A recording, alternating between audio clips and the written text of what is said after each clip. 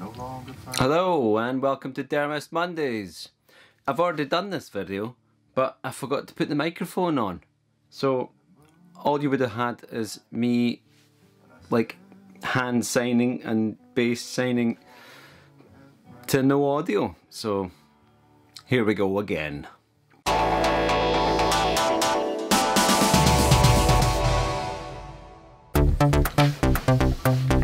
It's all about the bass, Okay, so I've actually already done this video, but I didn't record the audio. So when I went in to edit the video, I realised that there was no audio and I'm going to have to shoot this whole thing again. I thought about putting the old strings back on the bass again and doing the whole thing again, but I've already done it, so I think I'll just get some chat on bass guitars and stuff, maybe. We'll see how this goes. I've already just cleaned and restrung my Rickenbacker Snow Glow 4003 bass guitar. I can't really recreate that, so I think I'm just gonna sit here and just chat some bass chat. Is that okay? Let's see how we go. So I've just restrung this bad boy. Craig was very nice to nip into the guitar store and buy me some new strings. So I've put on Roto Sound stainless steel round wound bass guitar strings onto the Rickenbacker. And maybe I'll put some of the old footage on top of this of how dirty it was. It wasn't that dirty, but I gave it a wee clean up, and I gave the body a clean up and got the old strings on. If I do put any of the footage in, it'll have no audio. So I first got into music when I started following my sister's band about. I got a chance to help out moving gear about and helping set up for their live gigs. That's where my passion for music really started, and it was something I'd never really experienced before, being in live venues and backstage and setting up equipment. I think that's where my love and my passion for live music really started. I got asked to play bass in a band way back in 2001, I think it was.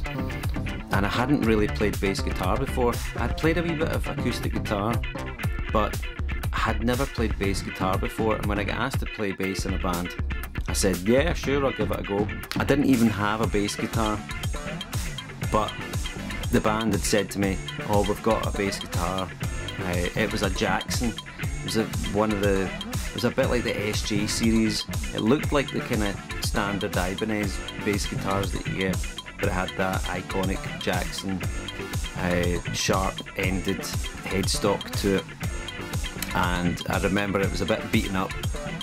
The strings were really old on it, and I had inherited this Yamaha 1x15 bass combo amp. I think you could see it on Wayne's World when they're in their studio. Exactly is a suck cut? The suck cut is a revolution in home haircutting. Wow, what a totally amazing, excellent discovery. Well, yes. Fireworks. Now, Ron, the question that's on everybody's mind is, how does it work? I'm fully prepared to give a complete demonstration. Okay, Garth, just sit there and he's gonna put that thing on your melon, okay? Just a trim, don't buzz me, all right? So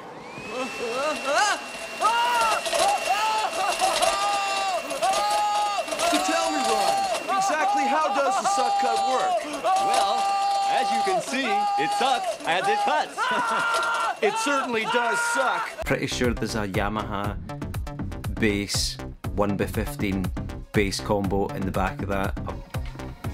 But that was the first guitar that I had played bass on, was a Jackson. I'd always been really fascinated by bass. When I listen to music, the bass frequencies and the bass guitar, it's the first thing that I lock into when I listen to a track. So yeah, getting the chance to play bass in a band, it just felt right, and I just picked it up as I went along, and I started to learn the notes and learn the rhythm of a bass, and learned to play along to the drummer and pick up root notes. I'm not a massively technical player, I just like to play root notes with feeling and emotion. I think that comes across, hopefully, in the tracks that we do with Dermist.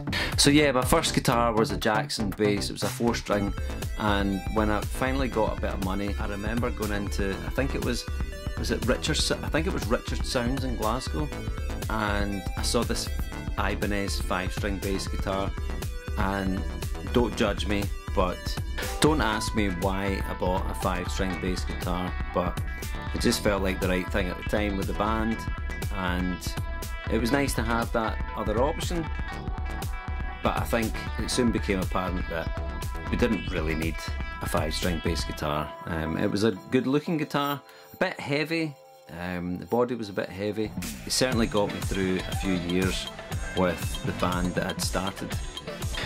When things developed and we got a publishing deal and a record deal, we got a wee bit of money, and so we were able to buy some instruments, and we went to Denmark Street in London, and I fell in love with a 1967 P bass, a maple P bass with a rosewood neck that had the the chrome bridge cover and the pickguard cover, and it was a beautiful instrument. A bit heavy, it was the deeper body of the P bass, quite heavy, but it felt well balanced, played really well. Did a load of gigs with that. I might be able to put some pictures of that in here, with me with hair, right now. But I made a really stupid mistake. I left my bass and my pedal board and my box of bits and bobs in the back of my car. My car got stolen outside the flat in Glasgow, and I got the car back about 4 days later, thankfully, but the P bass was gone, and so somebody now has a very nice 1967 P bass, courtesy of me leaving it in the back of the car. Thankfully, along with recovering the car, I recovered my pedal board and my box of tricks that had a few photographs and bits of memorabilia that I would never have been able to get back, so it was nice to recover them. But gone was the P bass, and so I was in a bit of a predicament. I didn't have a bass guitar, I was on tour at the time, so I had to make a bit of an impulse buy. So I went into Guitar. I think they just set up the Trongate at that point, and I'd never really paid attention to the Rickenbacker at the time, but when I went in, there was a Maple Glow Rickenbacker, 4003 Rickenbacker there, and I really fell in love with it instantly. It does take a bit more energy to play. It's not the same as a P bass or a Jazz or an Ibanez that has a bit more of a free-flowing neck. The Rickenbacker has a neck and a fretboard that you really need to put a bit more energy into an attack, and there was something about that I was really drawn to, and so that became my go-to guitar in the band. And as you know, on tour you always need a backup guitar, so I was hunting around for a substitute that I could have on tour as a backup. I've always loved the look of a hollow-bodied bass guitar, and I got this opportunity on eBay to purchase an old Epiphone bass guitar. It's a Rivoli, a red Epiphone Rivoli from the 1970s, 60s or 70s I think it is. Made in Kalamazoo from the original Epiphone factory, and it was definitely a bit beaten up, and the case had seen better days. I picked up this hollow-bodied Rivoli on eBay for about £400, I think. I'll put it in the. I think I've got some video footage of it. I'll put it in right now. Stay and watch sunrise. There's nothing more I wanna find. It's maybe just a dream. It's maybe just a dream. It's maybe just a dream. It's probably one of the warmest guitars that I've ever played or even heard, and a fantastic second guitar for being on tour if there was any problems with the Rickenbacker. When I met Craig down at the studio and we started reality TV, we talked about getting some white guitars in the band, and I had done a few searches online, and this here Rickenbacker Snow Glow 4003 was online. It was on a German website. I think they're quite a limited guitar. I don't know how many of them there are, but I think in 2016 they only made 15 of them, so I think there's less than 100 of them. The Snow Glow with the white binding, it was the only one I could find online, so I decided to sell the Maple Rickenbacker and the Epiphone Rivoli and a few other wee bits and bobs in order to purchase this 4003 Snow Glow. I have to say it's probably one of my better buys, and I can't ever imagine parting with this. I've always had a soft spot for progressive rock, and I managed to see Yes and Chris Squire at the Armadillo in Glasgow, and I've always had an appreciation for the tone and sound of a Rickenbacker. I think it just has a kind of top end cut that the P-bass or even a jazz doesn't have. And this guitar has featured on most of the tracks on the Dermist album, along with the P-bass that Craig has, which you might have seen on some of the other previous videos on Dermist Mondays or some of the live stuff we've done. An upgrade to this visually, I would love to get a gold scratch plate and truss rod cover, but Rickenbacker make that really hard to do. You've got to send your own truss rod cover back to Rickenbacker to get a replacement coloured truss rod cover as well, so even that alone would be quite expensive to change, but it'd be nice to have white and gold. And white and gold. Really like the black and gold version that they've done.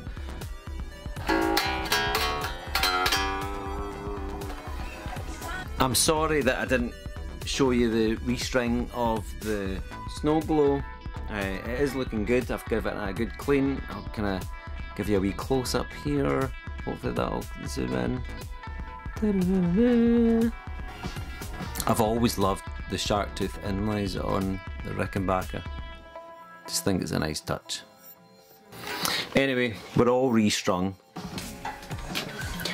And apologies for not being able to upload the original video that I did. It was very good. It had all this content, but with me restringing and cleaning the Rickenbacker. But yeah. Thanks for watching. Hope you've enjoyed Dermist Mondays. Remember to like, share and subscribe, and check out the album. It's in the link below, and it's on Spotify, Tidal, Apple Music and all good streaming platforms.